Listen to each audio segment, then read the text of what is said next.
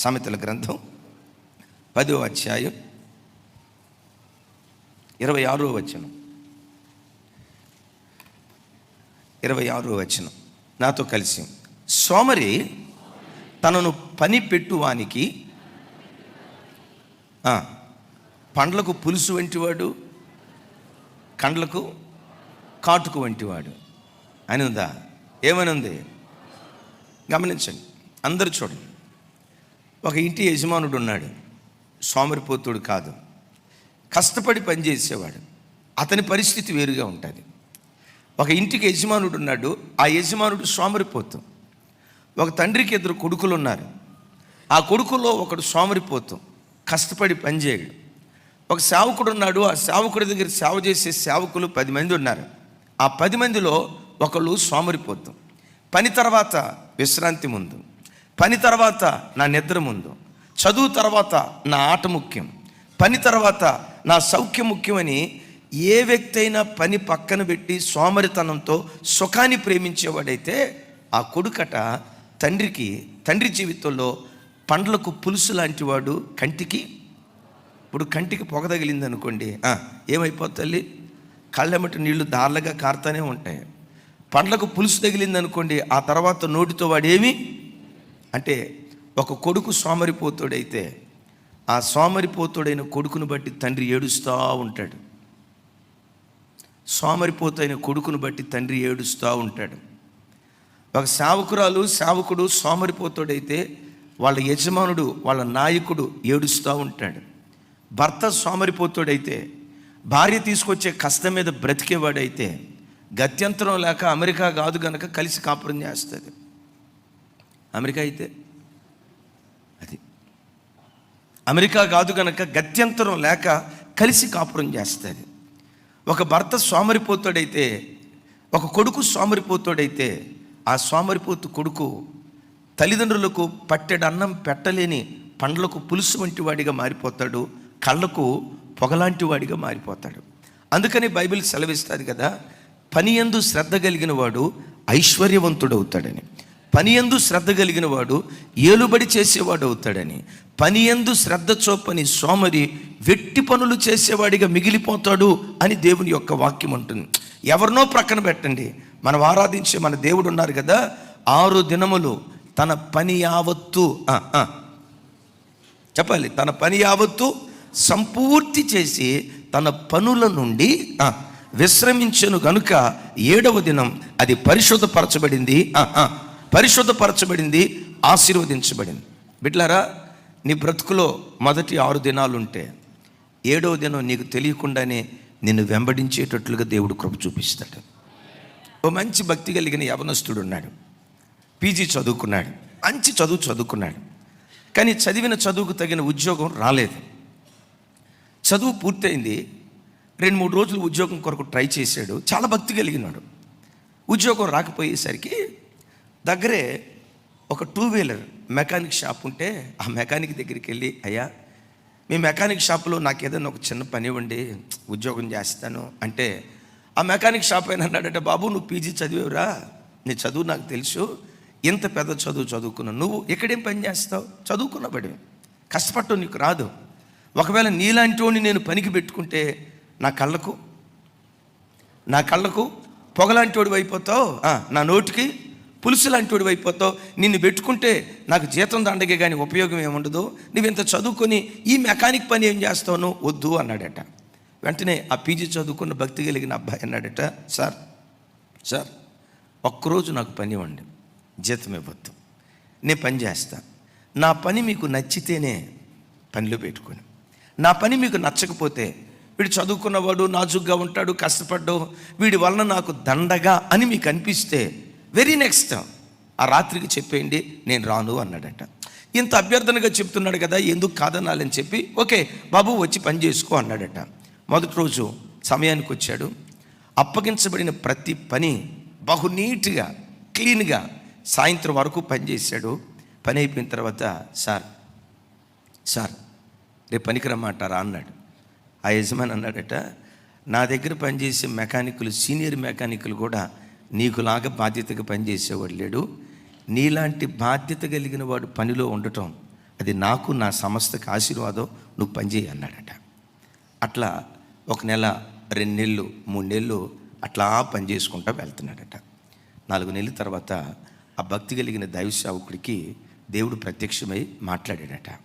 మాట్లాడిన తర్వాత ఈ మెకానిక్ షాప్ ఓనర్ దగ్గరికి వచ్చి యవనస్తుడు చెప్తున్నాడు, అయ్యా రాత్రి దేవుడు నాకు ప్రత్యక్షమై నాతో ఓ మాట మాట్లాడాడు. ఏం మాట్లాడాడయ్యా? ఏమని మాట్లాడాడు? నా కుమారుడా, నువ్వు ఉద్యోగం వెతకటం ఆపేసి, మెకానిక్ షాపులో పనిచేయటం ఆపేసి నా సేవకురా, నా మహిమ కలిగిన పరిచర్యకురా, నిన్ను భూలోకాన్ని తలకిందులు చేసే ఒక పాత్రగా వాడుకుంటాను. దేవుడు నన్ను పరిచర్యకు రమ్మంటున్నాడయ్యా, నేను వెళ్తాను, క్షమించండి, మీ దగ్గర నుంచి వెళ్ళిపోతున్నందుకు నన్ను క్షమించండి అంటే ఆ యజమాని అన్నాడట, దేవుడు నిజంగా కోరుకునేది నీలాంటి శ్రమజీవుల్ని కోరుకుంటాడయ్యా, నీలాంటి పోరాట యోధుల్ని కోరుకుంటాడయ్యా. 4 నెలలు నా దగ్గర పనిచేసావు, నీలాంటి నమ్మకమైన వాడిని, నీలాంటి శ్రమజీవిని, ప్రతి పని బాధ్యతగా చేసే ఆ బాధ్యతాయుతమైనటువంటి మనసు కలిగిన నీలాంటి వ్యక్తులను నేను ఎక్కడా చూడలేదయ్యా. నీలాంటి వాడు సేవకెళ్తే అద్భుతంగా దేవుడు పరిచర్య చేస్తాడు అని చెప్పి ఆశీర్వదించి పంపించాడట. ఆ సేవకుడు సేవకు వెళ్ళి ఆ ప్రాంతంలో 10,000 మందిని సంపాదించి ఒక గొప్ప దైవ సేవకుడిగా దేవుని చేతిలో ఆశీర్వదించబడ్డాడు. Praise the lord. ఒకటే కారణం ఏంటంటే, నేను పీజీ చదువుకున్నాను, మెకానిక్ పని చేయటం ఏంటి? నేను పీజీ చదువుకున్నాను, ఆ కూలీ నాలి పని చేయటం ఏంటి? నేను చదువుకున్నా చెప్పాలి, నేను చదువుకున్నా, నా చదువుకు తగ్గట్టుగా, నా స్టేటస్కు తగ్గట్టుగా నా ఉద్యోగం ఉండాలని చెప్పి ఉద్యోగం కొరకు చెప్పులు అరిగిపోయేదాకా తిరిగి ఖాళీగా తను ఉండలా. క్రైస్తవ నియమం ఏంటో తెలుసా? ఎవ్వడు పని చేయకుండా భోజనం చేయకూడదు. నీ పని అంతా సంపూర్తి చేసి 6 దినాల అనుభవం నీకుంటే 7వ దినం నిన్ను వెంబడించేటట్లుగా దేవుడు కృప చూపిస్తాడు. ఆ దేశంలో వివాహం జరుగుతుంది. వివాహ కార్యక్రమాల కొరకు అన్ని సన్నాహాలు, ఉదయం పాస్టర్ గారు వస్తున్నారు, అన్ని ఏర్పాట్లు జరుగుతూ ఉన్నాయి. పెళ్లి కూతురు కూడా వచ్చింది. ఇక పెళ్లి కూతురు పెళ్లిపేటల మీదకి ఇంకొక అర్ధగంటలో రాబోతుంది. విచిత్రం ఏంటంటే, ఆ పెళ్లిలో బంధువులు వచ్చారు, పెళ్లి కూతురు వచ్చాడు, పాస్టర్ గారు వచ్చాడు, అందరూ వచ్చారు. కానీ ఒక వ్యక్తి రాలా. ఎవరో చెప్పమంటారా? పెళ్లి కొడుకు. ఒరే ఎక్కడికి వెళ్ళాడురా పెళ్లి కొడుకు, ఏమైపోయాడురా అని వెతుకుతూ ఉంటే, వీడికి ఇష్టం లేని పెళ్ళి ఇది కాదు కదా, వీడిని అడిగి వీడు ఓకే అంటేనే కదా పెళ్లి చేస్తుంది, ఇంతకు పెళ్లి కొడుకు ఎక్కడికి వెళ్ళాడు అని మొత్తం వెతుకుతూ ఉంటే పెళ్లి కొడుకు తండ్రి దగ్గరికి వచ్చారు. బాబో మీ కొడుకు ఎక్కడా? నాకు కనపట్టలేదయ్యా అనే లోపు వాళ్ళ అమ్మ వచ్చిందట, ఇంకెక్కడుంటాడు? ఆ ల్యాబొరేటరీలో తగలబడి ఉంటాడు, పోయి చూడండి అన్నారంట. ఈయన మహా గొప్ప శాస్త్రవేత్త, ఇంకా అప్పుడు పెళ్లి కాల. వెళ్ళి ల్యాబొరేటరీకి వెళ్ళి చూస్తూ ఉంటే ల్యాబ్లో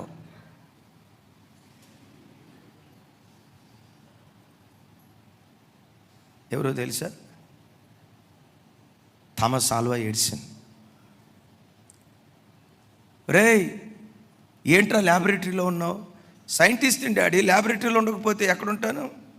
ఒరే ఈరోజు నీ పెళ్ళిరా. అవును కదా, నా పెళ్ళే కదా డాడీ, వస్తున్నానని చెప్పి అప్పుడు వచ్చాడంట. ప్రపంచానికి వెలుగునిచ్చే ఒక జ్యోతిగా మారిపోయాడు. Praise the Lord. మన ప్రాంతంలో the great doctor Abdul Kalam రాష్ట్రపతి గారు ఉన్నారు. ఆయనంట ఎక్కువగా బంగాళదుంప కూరే తినేవాడట. ఎందుకో తెలుసా?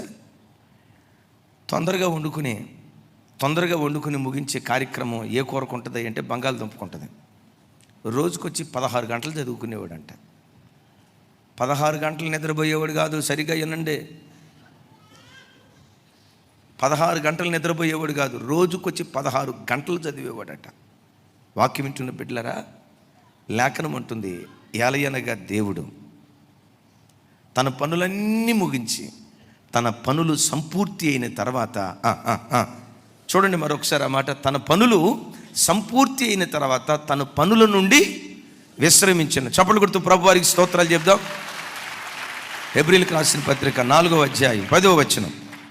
మరొకసారి హెబ్రీయులకు రాసిన పత్రిక, నాతో కలిసి చెప్పండి. ఎందుకనగా దేవుడు తన కార్యములను ముగించి విశ్రమించిన ప్రకారము ఆయన ఆయన యొక్క విశ్రాంతిలో ప్రవేశించువాడు కూడా తన కార్యములను ముగించి విశ్రమించును. వినండి, యేసుక్రీస్తు వారు 33.5 సంవత్సరాలు పరలోకపు తండ్రి చేత భూలోకానికి పంపబడ్డారు. తండ్రి అప్పగించిన పనులన్నీ చేస్తూ చేస్తూ చేస్తూ యేసు ప్రభు వారు తన ముగింపు దినాల్లో ఏమన్నారు తెలుసా? తండ్రి, చేయుటకు నీవు నాకు ఇచ్చిన పని యావత్తు నేను సంపూర్తి చేశాను. తండ్రి, ఒక పని నిమిత్తం నన్ను పంపించావు. ఏ ఏ పనుల నిమిత్తం నన్ను లోకానికి పంపించావో చేయుటకు నీవు నాకు ఇచ్చిన పని శక్తి వంచన లేకుండా చేయుటకు నీవు నాకు ఇచ్చిన పని యావత్తు సంపూర్తి చేసి నేను ముగించాను. సిలువ మీద యేసయ్య అన్న మాట ఏంటో తెలుసా? సమాప్తమైనది అన్నారు. అంటే సమాప్తమైనది అంటే ఏం సమాప్తమైంది చెప్పకనే చెప్తున్నాడు. తండ్రి, ఈ లోకానికి నన్ను పంపించేటప్పుడు ఏ ఏ పనులైతే నాకు అప్పగించావో, ఏ ఏ పనులు చేయాలని లోకానికి నన్ను పంపించావో ఆ పని యావత్తు నేను సంపూర్తి చేశాను అని మాట్లాడుతున్నాడు. యేసయ్య సంపూర్తి చేశాడు గనుక లేఖనం అంటుంది, ఎలయనగా దేవుడు తన పని అంతటి నుంచి విశ్రమించినట్లు ఆయన విశ్రాంతిలో ప్రవేశించువాడు కూడా, ఎవరు? ఆయన విశ్రాంతిలో ప్రవేశించువాడు కూడా తన కార్యములన్నిటిని ముగించి విశ్రాంతిలో ప్రవేశిస్తాడు.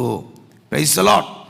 తండ్రి అయిన దేవుడు కార్యాలన్నీ ముగించి విశ్రమించినట్లుగా మనం ఆరాధించే యేసుక్రీస్తు వారు కూడా తన కార్యాలన్నీ ముగించి, తండ్రి తనకు అప్పగించిన పనులన్నీ ముగించిన తర్వాతే పరలోకమనే విశ్రాంతిలో ప్రవేశించాడు. ఆమేన్. అంటే అప్పగించబడిన పనులన్నీ జరిగిన తర్వాతే యేసుక్రీస్తు వారు చనిపోయారు.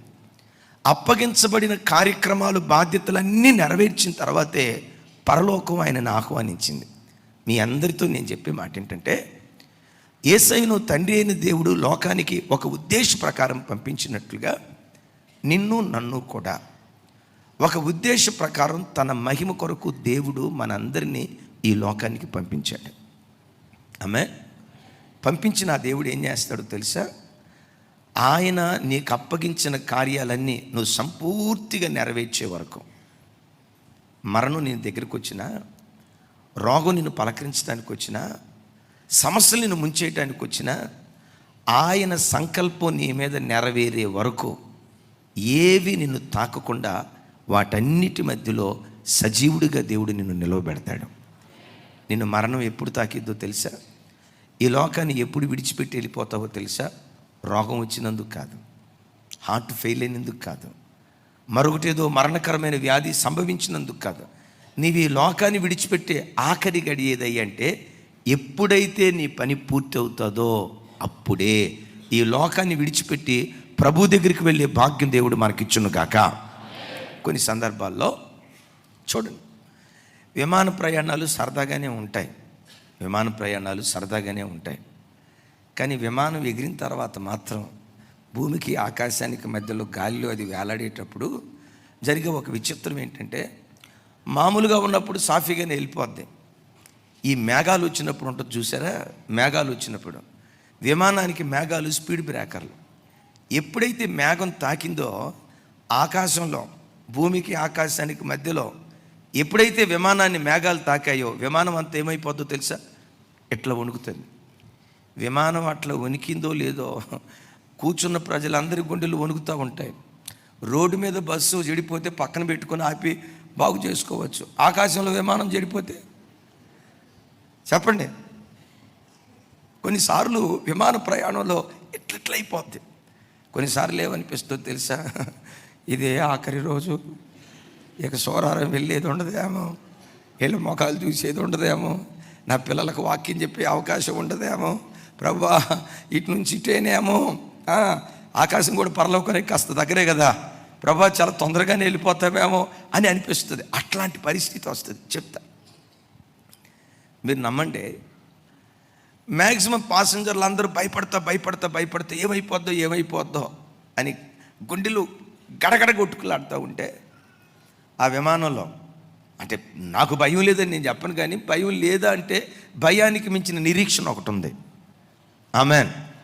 నేను మాత్రం విమానం ఎంత గడగడలాడినా ఆ కిటికీ దగ్గర కిటికీకి తలకాయ ఆనించి ఒకవేళ వాక్యం వింటాను, లేకపోతే బైబిల్ చదువుకుంటాను, ఇవన్నీ పూర్తయిపోతే నిద్రపోతాను, హాయిగా నిద్రపోతూ ఉంటా. అది గడగడని గుడగుడాన్ని ఏమన్నాన్ని. ఎందుకో చెప్పంటారా? నాకు ఒక నమ్మకం, నన్ను భూలోకానికి పంపినవాడు ఎన్ని సంఘాలు నా ద్వారా కట్టించాలని ప్రభు అనుకున్నాడో అది నెరవేరబడే వరకు మరణము నన్ను తాకదు.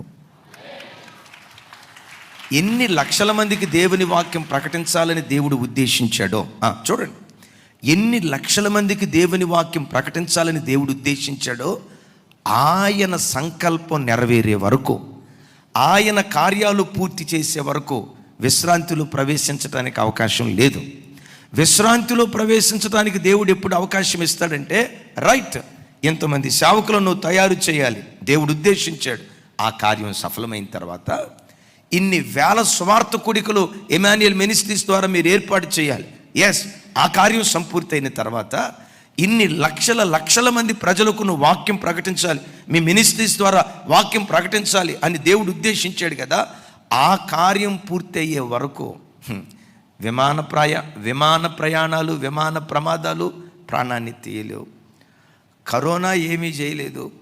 ఒకవేళ దేవుని సంకల్పం ఒక వ్యక్తి పట్ల ఇన్ని సంవత్సరాలు బ్రతకాలి, వీడి పని చేయాలని దేవుడు ఉద్దేశించిన తర్వాత వాడు కరోనా వచ్చిందనుకోండి, అప్పుడు ఏం జరిగిద్దో తెలుసా? కరోనాకే కరోనా వచ్చేటట్టుగా దేవుడు చేస్తాడు. జలములలో బడి వెళ్తావు, మంచం జ్వాలలో గుండా నడుచుకుంటూ వెళ్తావు, అవి నిన్ను కాల్చలేవు. ఎంతవరకు తెలుసా? దేవుడు మనకు అప్పగించిన కార్యము సంపూర్తయ్యే వరకు ప్రపంచంలో ఏది మనలను తాకకుండా సాక్షార్థంగా దేవుడు నిలవబెట్టును గాక. బైబిల్లో కొంతమంది వ్యక్తులు, ఈ భక్తుల జీవితాల్లోనండి మరణము వారు కలిసి ప్రయాణం చేశారు. కానీ అద్భుతం, మరణము వాళ్ళు కలిసి ప్రయాణం చేశారు. కానీ మరణము వారు కలిసి ప్రయాణం చేసిన భక్తులు 120 సంవత్సరాలు బ్రతికిన వాళ్ళు ఉన్నారు, 180 సంవత్సరాలు బ్రతికిన వాళ్ళు ఉన్నారు, నిండు వృద్ధాప్యం వరకు బ్రతికినటువంటి వాళ్ళు ఉన్నారు. అట్లాగని మరణం వాళ్ళను తాకలేదు అనటానికి వీల్లేదు. భక్తుడైన దావీదు అంటాడు, మరణము నాకు ఎంత దూరం? కొంచెం గట్టిగా అడిగంటే ఎంత అంటే, కొన్ని సందర్భాల్లో ఏమైపోయిందో తెలుసా? అయిపోయిందిరా, ఇక దావీదు గడిపోయినా, చనిపోయా, అయిపోయింది, మరణం నన్ను మింగేసింది, చావు నన్ను ఆవరించింది, ఇక అయిపోయానురా నేను నా పని అన్నట్లుగా మరణము జస్ట్ వాకిడి దగ్గరే అడుగు దూరంలోనే ఉండి దావీదుని వెంబడించింది. ఒక దావీదే కాదు, నేను కొంతమంది భక్తుల పేర్లు చెప్తా. మోషే గారు ఉన్నారు. మోషే గారు తల్లి గర్భంలో ఉన్నప్పుడే ఫరో కత్తి మోషే మెడ మీద వేలాడింది. ఎవరి మీద? ఫరో కత్తి మోషే మీద వేలాడింది. ఏమని శాసనం ఇవ్వబడింది? హెబ్రీ స్త్రీలు ఎవరైనా మగ శిశువును కంటే ఆ పుట్టిన బిడ్డ పురిటిలోనే ఆ బిడ్డను చంపాలి. కానీ అద్భుతం, పుట్టక మునిపే ఆ మోషే పట్ల మహోన్నతుడైన దేవునికి ఉన్నతమైన ఆలోచనలు ఉన్నాయి. ఏంటో ఆలోచన తెలుసా? 430 సంవత్సరాల ఇశ్రాయేలీల చరిత్రలో ఏ ఇశ్రాయేలీయుడు చేయని ఒక అద్భుతమైన కార్యం మోషే ద్వారా దేవుడు జరిగించాలని కోరుకున్నాడు. ఏంటా కార్యం? 430 సంవత్సరాల క్రితం ఇశ్రాయేలీలు ఐగుప్తు దేశంలో బానిసలుగా ఉన్నారు. ఆ బానిసలను మోషే ద్వారా స్వతంత్రులుగా చేయాలని దేవుడు ఉద్దేశించాడు. మరొకసారి చెప్తాను, 430 సంవత్సరాలలో ఇశ్రాయేలీల చరిత్రలో ఏ ఇశ్రాయేలీయుడు చెయ్యని ఓ ప్రత్యేకమైన కార్యం మోషే ద్వారా దేవుడు జరిగించాలనుకున్నాడు. ఈరోజు ఈ వాక్యం వింటున్న బిడ్డలారా, నా వైపు చూడండి. మీ కుటుంబంలో కూడా నీ పూర్వీకుల్లో ఎవ్వరూ చేయలేని ఒక ప్రత్యేకమైన కార్యం నీవు చేయాలని, నీ ద్వారా జరిగించాలని దేవుడు తన పని కొరకు నేను ఈ లోకంలో నీకు పంపించాడు. నేను మరలా అంటాను, 430 సంవత్సరాల్లో 400 కాదు, అసలు నీ పూర్వీకుల వంశవృక్షంలో ఎవ్వరూ చేయని ఓ ప్రత్యేకమైన కార్యం, ఎవ్వరూ జరిగించని ఒక ఆధ్యాత్మికమైన కార్యం, నీ పూర్వీకుల్లో ఎవ్వరూ సాధించలేని ఒక ప్రత్యేకమైన విజయం నీ ద్వారా జరిగించాలని దేవుడు ఆశపడ్డాడు. నేనంట, నీవెవరివో తెలుసా? కారణ జన్మురాలివి. నీవెవరివో తెలుసా? కారణ జన్ముడివి. ఒక కారణం చొప్పున దేవుడు నిన్ను ఈ లోకానికి పంపించాడు. అనామకంగా నువ్వు పుట్టలేదు. లోకస్తులాగా జీవితం అంటే ఏముంది? తినటం, ఉద్యోగానికి వెళ్ళటం, విశ్రాంతి తీసుకోవటం అన్నట్లుగా లోకస్తుల ఆలోచనలు ఉంటే, యేసయ్య రక్తముతో విమోచించబడిన దేవుని బిడ్డ, నీ వంశవృక్షంలో ఎవ్వరి మీద లేని ప్రణాళికలో నీ పట్ల దేవుడు కలిగి ఉన్నాడు. నీ పట్ల దేవుడు కలిగి ఉన్నాడు. మోషే పట్ల దేవుడు అంత గొప్ప ప్రణాళిక కలిగి ఉంటే పుట్టక మునిపే మోషే చంపబడాలి, మరణ శాసనం. నేనంట మోషే పుట్టాడు. ఆ మంత్రస్థానుల హృదయాల్లో దేవుడు దయ పుట్టించాడు. మోషే పుట్టాడు. సైనికులు తిరుగుతూ ఉన్నారు. ఎక్కడ? ఇజ్రాయేలీలు ఏ ఐగుప్తు దేశంలో ఉన్నారో ఆ ప్రాంతం అంతా సైనికులు తిరుగుతున్నారు. ఎక్కడైనా పసిబిడ్డ శబ్దం వినబడుతుందా, చంపేద్దాం. పసిబిడ్డ శబ్దం వినపడుతుందా, చంపేద్దాం. మోషేను దరిదాపుగా తల్లి 3 నెలలు 6 నెలలు దాచింది. ఏమండి, ఒక వయసు వచ్చిన తర్వాత పిల్లల దగ్గరికి వెళ్ళి రేయ్ ఏడవద్దు అని అంటే సైలెంట్ అయిపోతాడు. 3 నెలల పిల్లోడి దగ్గరికి వచ్చి అని అన్నావనుకో, ఆ శబ్దం ఏంటో వాడికి అర్థం కాక ఇంకా గావు కేకబెట్టి ఏడుస్తాడు. మోషే పసిబిడ్డోడైనా ఏడ్పు వాళ్ళకి వినపడలా. ఒకవేళ ఏడ్చుంటాడు, ఆ శబ్దం వాళ్ళకు వినబడకుండా ఎలీషా కాలంలో సిరియనుల కన్నులు దేవుడు మూసేసినట్లుగా మోషే ఏడ్చిన ఆ శబ్దం వినబడకుండా వాళ్ళ చెవులకు చెవుడుతనాన్ని బుట్టించుంటాడు దేవుడు. Praise the lord. నేను ఎందుకు ఈ మాట చెప్తున్నాను తెలుసా? దేవుడు ఒక వ్యక్తిని బ్రతికించుకోవాలి అనుకుంటే ఎలాగైనా దేవుడు బ్రతికించుకోగలుగుతాడు. ఆమేన్. నా ప్రభు బిడ్డలారా, ఆ తర్వాత ఆ తల్లి కొడుకును దాచలేక వాడు అల్లరి ఎక్కువైపోతుంది. ఇక దాచలేక ఏం చేసింది? ఒక జమ్ము పెట్టి తయారు చేసి జమ్ము పెట్టెలో మోషేను పెట్టి నైల్ నదిలో వదిలేసింది. నీటి ప్రవాహం. యేసయ్యకి మహిమ కలుగును గాక. నైల్ నది మామూలు నది కాదండి, దాని లోపల మొసళ్ళు ఉంటాయి. గమనించండి, ఈ జమ్ము పెట్టెలో పెట్టి మోషేను వదిలిన తర్వాత ఆ మోషే జమ్ము పెట్టెలో హాయిగా వెళ్ళి ఉంటాడా? లేదు, ఏడ్చుంటాడు, కేకలేసి ఉంటాడు. ఈ శబ్దం మొసలికి వినబడి ఉంటుందా? ఉండదా? వినబడి ఉంటుంది. కానీ మోషేను పొరపాటును తాకలేదు.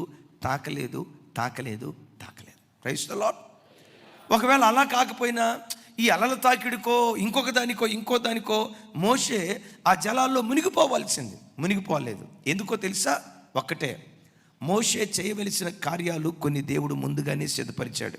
మోషే, నేను నీకు అప్పగించిన పని నువ్వు సంపూర్తిగా నెరవేర్చే వరకు మరణము నీ వాకిటిని తాకదు. నువ్వు విశ్రాంతిలో ప్రవేశించలేవు. విశ్రాంతిలో ప్రవేశిస్తావు ఎప్పుడు? నా కార్యములన్నీ ముగించిన తర్వాతే నువ్వు విశ్రాంతిలో ప్రవేశిస్తావు. ఒకరోజు ఒక తల్లి వచ్చింది. ఆ తల్లి చాలా భక్తి కలిగింది. వాళ్ళ బాబు మన మందిరానికి వస్తాడు. చాలా నమ్మకమైన పరిచారకుడు.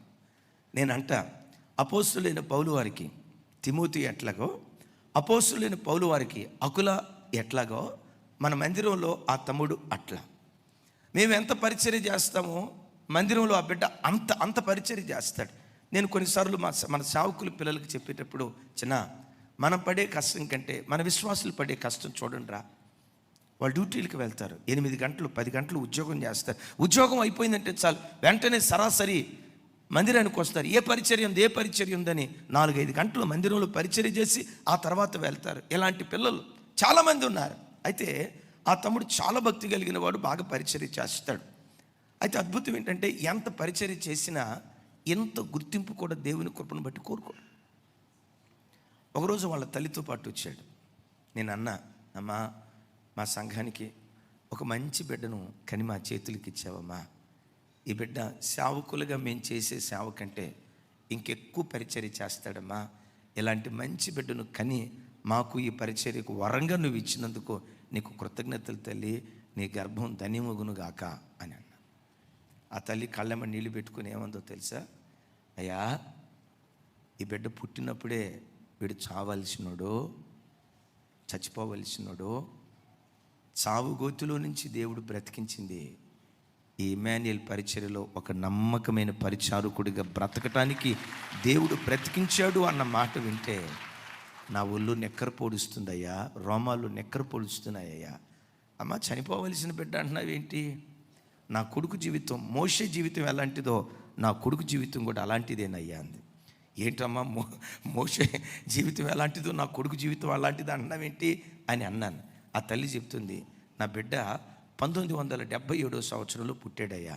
మాది ఆంధ్ర ప్రాంతం. 1977 సంవత్సరంలో కిషోర్ ఏమొచ్చింది మీ ప్రాంతంలో? తుఫాను కాదు, తుఫాను వేరు. తుఫాన్లు ఎప్పటికప్పుడు వస్తాయి కదా. ఉప్పిన భయంకరమైన తుఫాను ఉప్పిన. సరిగ్గా ఆ సంవత్సరంలో పుట్టాడు. 1977 సంవత్సరంలో మొత్తం ఆ తుఫాను తాకిడికి ఉప్పినకి పూరి గుడిసెలు ఇళ్ళన్నీ తడిచిపోయి కుప్పలాగా కూలిపోతూ ఉంటే నేను అప్పుడు బాలింతనయ్యా. ఏమైందమ్మా? నేనుంటున్న ఇల్లు కూలిపోయే పరిస్థితి అయితే నాకు పుట్టిన కొడుకుని నా ఒడిలో పెట్టుకొని, పుట్టిన కొడుకుని ఒడిలో పెట్టుకొని మా అన్నయ్య నేను, నాకు పుట్టిన బిడ్డ పలానా చోట ఒక మిద్ది ఉంటే ఆ మేడలో తలదాచుకోవటానికి వెళ్తున్నామయ్యా. ఆ నీటి ప్రవాహంలో అట్లా దాటుకుంటా వెళ్తున్నాం. హోరును వర్షం. ఆ మేడ ఇంటిలోకి, స్లాబ్ ఇంటిలోకి వెళ్ళి నా పురిట్లో ఉన్న బిడ్డను మంచం మీద పడేద్దామని చూస్తే బట్టగానే ఉంది. బట్ట లోపల బిడ్డలేడయ్యా. అల్లాడిపోయా. ఏమైపోయింది నా బిడ్డకి? అరే నేను ఎత్తుకున్నా కదా, ఒడిలో పెట్టుకున్నా కదా, పురిటి కొట్టలో చుట్టుకున్నా కదా, ఏమైపోయిందని బాలింతగా ఉన్న నేను వెర్రి కాకేసి, అయ్యో నా కొడుకు ఎక్కడో బట్టలో నుంచి జారిపోయాడు అని బయటకు పరిగెత్తుకుంటా ఆ కాలువ దగ్గరికి వస్తే ఆ కాలువలో కొట్టుకుంటూ నా పసిబిడ్డ నా కాళ్ళట పట్టుకున్నాడయ్యా. నాకు ఆ రోజు అర్థం కాల, వీడిని దేవుడు ఎందుకు బ్రతికించాడని. నా కొడుకు గొప్ప సేవకుడు కాకపోయినా పర్వాలేదయ్యా, ఇలాంటి నిస్వార్థమైన సేవ జరిగే ఈ సేవకుల దగ్గర ఒక పరిచారకుడిగా నా కొడుకు బ్రతుకుతున్నాడయ్యా. ఇంతకు మించిన భాగ్యం నాకు ఇంకొకటి లేదు. నా ప్రభు బిడ్డలారా, నీ మీద దేవుని సంకల్పం నెరవేర్చబడే వరకు రోగాలు వస్తాయి, భయపడుకో. షుగర్ వస్తుంది, కలవరపడుకో. మరణకరమైన వ్యాధులు నిన్ను వెంటాడతాయి, దిగులు పడకు. ఒకటి ఖచ్చితంగా చెప్తాను, దేవుడు నీకు అప్పగించిన కార్యాలు సంపూర్తి చేసే వరకు అల్లతాకిడి ఎదురైనా, జడివాన కురిసిన, అగ్ని లాంటి శ్రమలు నీ బ్రతుకులు నీకు ఎదురైనా, ఆయన నీకు అప్పగించిన పని పూర్తయ్యే వరకు ఏది నీకు హాని చేయలేదు. Praise the Lord. ఇక విచిత్రం చూడండి, ఆ జమ్ము పెట్ట వెళ్ళి ఒడ్డుకు చేరింది. ఆ ఒడ్డుని ఎవరు వచ్చారు? ఆ ఒడ్డుకి ఎవరు వచ్చారు? చెప్పాలి. ఫరో కుమార్తె మోషే వాళ్ళకి చుట్టమే కదా. ఏమంటే మోషే గారు, ఫరో కుమార్తె మోషేకు చుట్టమేగా. అసలు మోషేని చంపాలని వెతుకుతుంది ఎవరు? అస్సలు ఆయన ఎంత బేకరుడో చూడండి. ఎవడు చంపాలనుకున్నాడో ఆ ఇంటికే మోషేని పంపించాడు. ఆ ఇంటిలోనే 40 సంవత్సరాలు రాజులు భోజించే భోజనం చేత దేవుడు పోషించాడు. అరే చంపాలనుకుంది ఎవరు? అరే చెప్పండి. ఇప్పుడు మోషే ఎక్కడికి వెళ్ళాడు? మరి ఫరో ఏం చేయాలి? అతడు హెబ్రీయుడు అన్న సంగతి ఫరోకు తెలీదా? చెప్పాలి. ఎందుకో చెప్పంటారా? హెబ్రీయులు బహుసుందరులు, ఐగుప్తీయులు కాలిన మోహం కలిగిన వాళ్ళు. చరిత్ర చూస్తే ఐగుప్తీయులు కూషు వంశీయులు, ఓ రకంగా చెప్పాలంటే హాము వంశీయులు. హాము అంటే నల్లని వారు అని, కూషు అంటే కాలిన మోహం కలిగిన వారు అని అర్థం. వాళ్ళు ఐగుప్తీయులు. మోషే హెబ్రీయుడు. బైబిల్లో కూడా చూస్తాం కదా, ఆ బాలుడు సుందరుడై ఉండుట చూచి నేనంట ఫరో అతడి హెబ్రీయుడే నా సంగతి నీకు తెలియదా? తెలియకపోవటం ఏంటయ్యా? తెలుసు. ఎట్టా తెలిసింది? వాడు రంగే చెప్పిద్దయ్యా. ఆమెన్. మరి ఎందుకు చంపలేదు? ఏమోనయ్యా నాకు అర్థం కాల, నా మనసు మారిపోయిందయ్యా. మోషే మరణం చేతిలో ఉన్నాడు. మరణం మోషేను ఏమీ చేయలేకపోయింది. ఒకరోజు వచ్చింది. Praise the Lord. ఇంకొక మాట కూడా గమనించండి. రైట్, దేవుడు ఉద్దేశించిన కార్యం నెరవేర్చబడే కాలం వచ్చింది. 430 సంవత్సరాల నుంచి ఏ ఇశ్రాయేలుడు చేయలేని ఓ ప్రత్యేకమైన కార్యం మోషే జరిగించాడు. ఒక్క మోషే 6 లక్షల మంది యోధులను, ఒక్క మోషే 40 లక్షల మంది ఇశ్రాయేలు కాల్బలాన్ని ఐగుప్తు దాస్యత్వంలో నుంచి విడిపించి 40 సంవత్సరాలు అరణ్యంలో పాలు తేనెలు ప్రవహించే దేశం వైపు నడిపించాడు. యేసయ్యకి మహిమ కలుగును గాక. చెప్దాం హల్లెలూయా. గట్టిగా చెప్దాం హల్లెలూయా. ఆయన సంకల్పం నెరవేరుతా ఉంది. ఈరోజు ఈ మాటలు వింటున్న బిడ్డలారా, నమ్మండి. నీ శరీరంలో ఉన్న ప్రతి అవయవాన్ని చూసుకున్నప్పుడు, నిన్ను నువ్వు చూసుకున్నప్పుడు, అద్దం ముందు దేవుని సన్నిధిలో అద్దం ముందు నువ్వు నిలవబడినప్పుడు నీ మనసులో ఒక్కటే ఉద్దేశించు, నా దేవుని దృష్టిలో నేను ఒక ప్రత్యేకమైనటువంటి వాడిని. నా వంశవృక్షంలో ఎవ్వరూ చేయలేని ఒక ప్రత్యేకమైన కార్యం నా ద్వారా దేవుడు జరిగించాలనుకున్నాడు. ఆయన పని కొరకే దేవుడు నన్ను పంపాడు. ఆయన మహిమ కొరకే నన్ను పంపాడు. ఆయన ఉద్దేశ ప్రకారమే నన్ను పంపాడు. శరీర ఇచ్చలు నెరవేర్చుకోవటానికి దేవుడు నన్ను లోకానికి పంపలేదు. లోకస్తులాగా, లోకపు యవనస్తులాగా కాముకత్వపు దురాశలు నెరవేర్చుకోవటానికి దేవుడు నన్ను పంపించలేదు. నా దేవుడు నన్ను ఈ లోకానికి పంపించింది ఆయన మహిమ కొరకు, ఆయన పని కొరకు, ఆయన ప్రభావం కొరకు, ఆయన కొరకే మనల్ని పంపించాడు అన్న ప్రత్యక్షత ఎప్పుడు నీ కళ్ళ ముందుండును గాక. చప్పలు కొట్టేసాయికు స్తోత్రాలు చెప్తాం. రైట్, 40 సంవత్సరాలు పూర్తి అయిపోయింది. ఇక విచిత్రం చూడండి. దేవుని పని పూర్తయిందంటే నిమిషం కూడా నేను భూమి మీద ఉన్నాడు.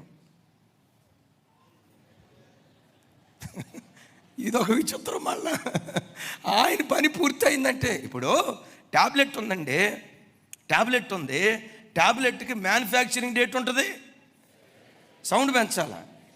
ఆ ట్యాబ్లెట్ ఎప్పటి వరకు ఔషధంగా పనిచేస్తుంది? ఎప్పటి వరకు పనిచేస్తుంది? ఆ ఎక్స్పైరీ డేట్కి ముందు వరకు వాడితే అది ఔషధమే. డేట్ దాటిన తర్వాత దాన్ని వాడితే ఔషధం విషమైపోద్ది. కొన్నిసార్లు మోషే జీవితం చెప్తా. 40 సంవత్సరాలు అయిపోయిన తర్వాత ఇప్పుడు ఎక్కడికి వచ్చాడంటే యోర్దాను మైదానానికి వచ్చాడు. అమ్మ ఎక్కడికి వచ్చాడు? యోర్దాను మైదానానికి వచ్చాడు. అవతల ఏముంది? కనాన్ ఉంది. మోషే అంటాడు, అయ్యా ఎంత దూరం వచ్చా, 4 అడుగులు వేస్తే కనానికి వెళ్తా కదయ్యా, 1-2 రోజులు బతికించాయంటే కుదరదు. ఏమయ్యా 120 సంవత్సరాలు ఆయుష్ పోసిన నీకు 4 రోజులు ఆయుష్ పోయటం నీకు ఎక్కువ, నా వలన అయ్యిద్ది. కానీ నిన్ను ఎంతవరకు భూమి మీద ఉంచుతానంటే, నా పని నీ ద్వారా ఏదేది జరిగించాలనుకున్నానో ఆ పని పూర్తి అయ్యే వరకే నేను భూమి మీద ఉంచుతా. మరి నాకు కనాను చూడాలని ఉందయ్యా. పిచ్చోడా మోషే, ఈ కనాను కంటే శ్రేష్టమైన కనాను ఉంది. అరే గట్టిగా చెప్పాలా? అమ్మ వినండి, ఎప్పుడైనా చావు బ్రతుకుల మధ్యలో మనోళ్ళు ఎప్పుడైనా అల్లాడుతూ ఉంటే ప్రార్థన చేద్దాం. సరే, నీ కొరకు నువ్వు ప్రార్థన చేసేటప్పుడు కూడా గమనించండి, నీ కొరకు నువ్వు ఒకవేళ చావు బ్రతుకుల మధ్యలో కొట్టుమిట్టాడే పరిస్థితి వచ్చిందనుకో, ఏడుస్తూ, ప్రభా నా మనవరాలు పెళ్లి చూసి చచ్చిపోదాం అనుకున్నాను అయ్యా, నన్ను బతికించే అడగొద్దని నేను అంటలా. ఒకటే మాటను, ప్రభా చేయుటకు నీవు నాకు ఏ పని అయితే ఇచ్చావో నీ పని నేను సంపూర్ణం చేశాను అని మీకు అనిపిస్తే, రాదుగా ఆ మాట మనకి. నీ పని నేను సంపూర్తి చేశాను అని మీకు అనిపిస్తే నన్ను నీ రాజ్యానికి తీసుకొయ్యా.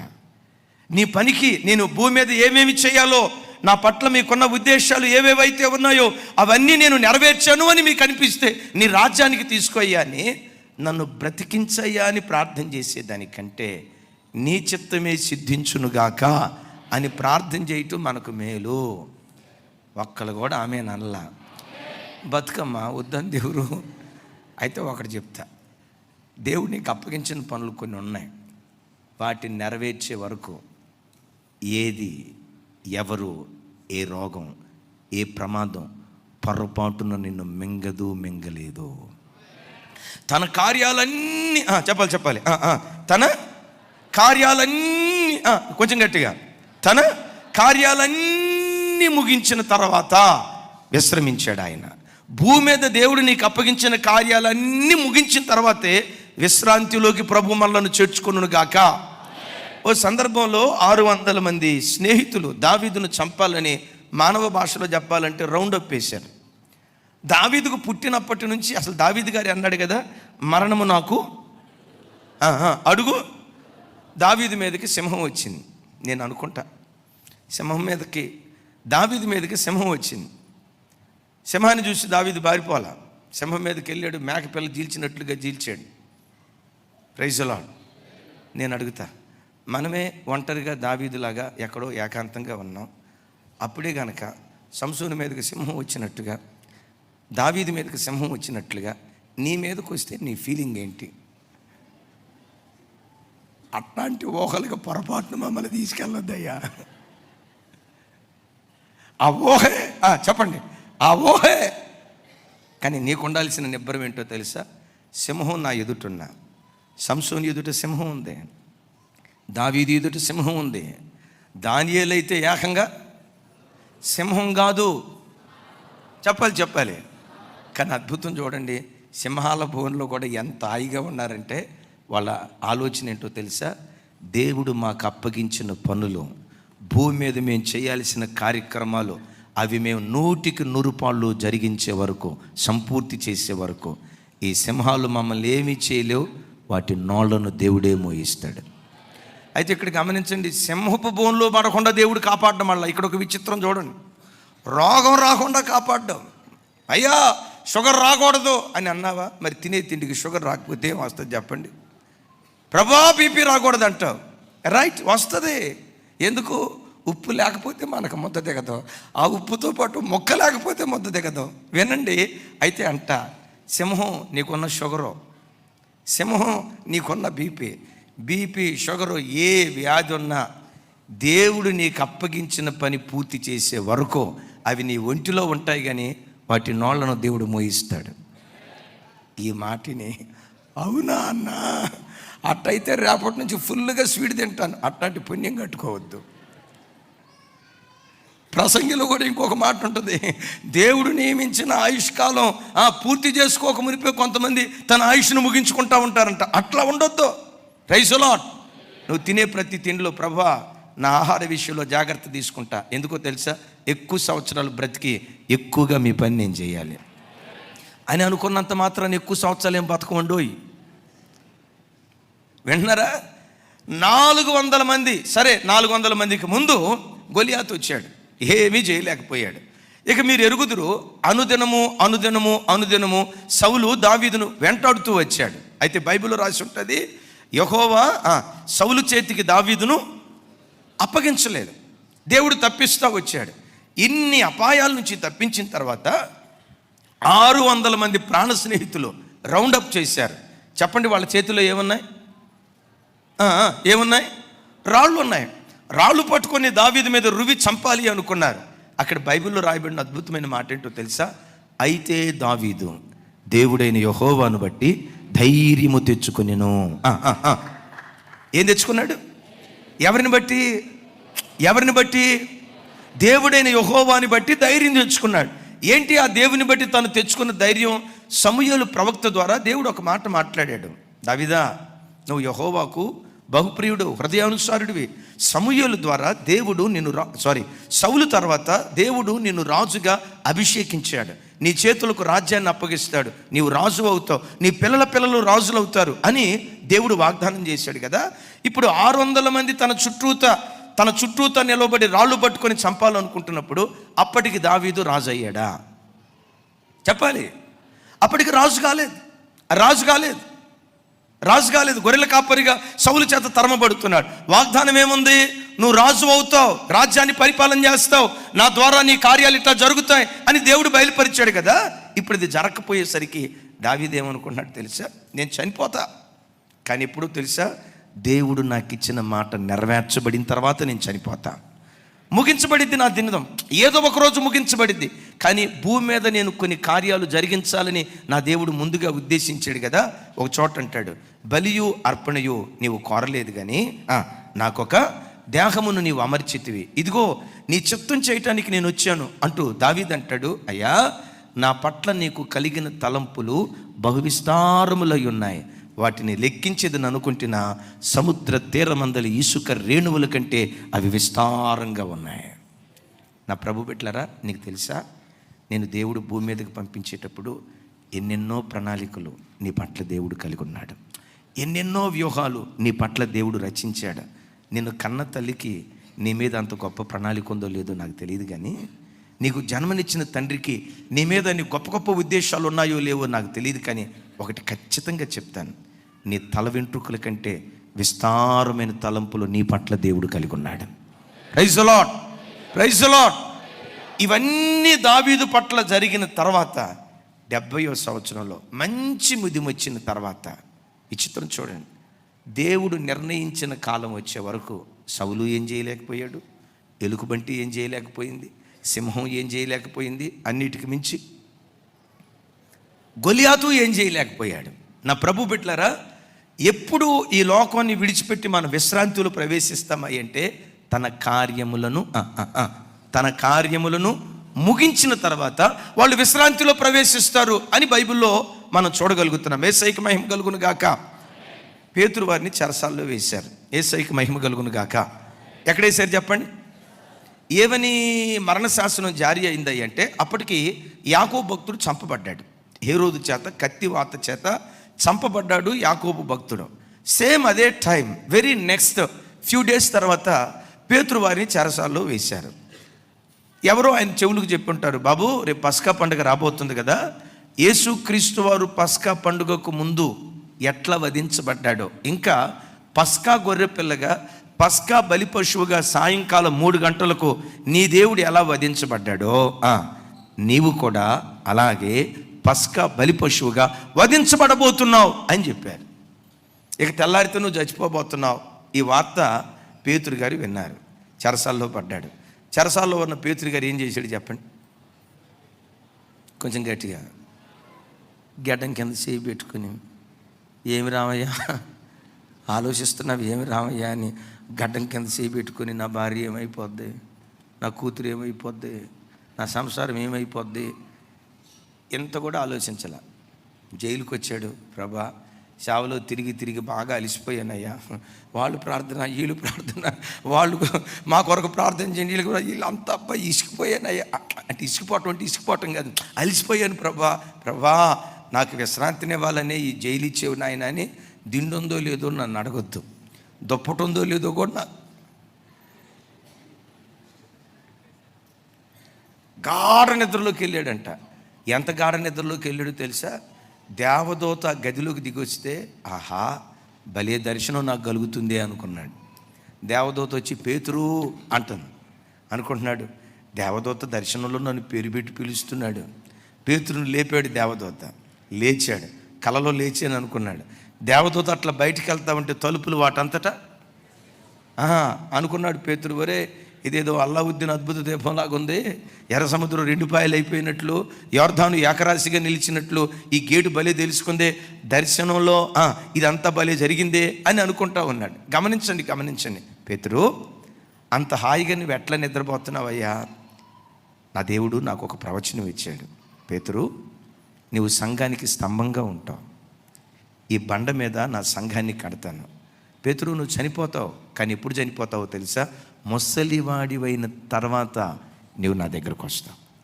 ఇప్పుడు జైల్లో వేయబడ్డప్పుడు పేతురు వయసు ఎంత అంటే వయసు స్పష్టంగా చెప్పలేం, కానీ నడి వయస్కుడు.